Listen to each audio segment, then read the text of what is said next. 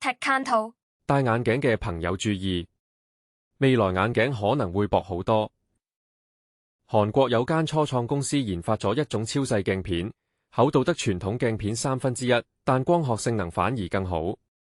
呢項技術可以用喺普通眼鏡、太陽眼鏡甚至 VR 斜線 AR 設備上面。如果量產成功，隨時改變成個眼鏡行業嘅設計方向。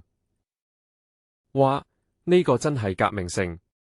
以後眼鏡唔使再又厚又重啦。Marvel 迷注意，經典英雄殺入復古打機世界。Marvel 推出嘅懷舊風格遊戲 Cosmic Invasion 加入咗2個新角色，獨眼龍同石頭人。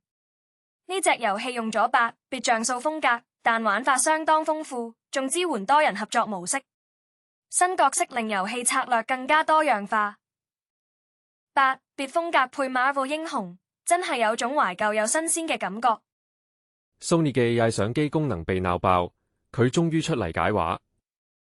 Sony 嘅 AI Camera Assistant 功能推出後，收到大量投訴，用戶話佢自動調整設定搞到照片效果唔理想。Sony 終於出聲明話呢個功能純粹係建議性質，用戶完全可以手動覆蓋，同時承諾會改善 AI 建議嘅準確性。AI 有建議唔緊要，但最緊要係唔好搞到人 D 上變樣啦。你聽過水痘派對未？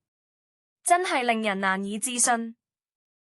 喺水痘疫苗出現之前，好多家長會舉辦水痘派對。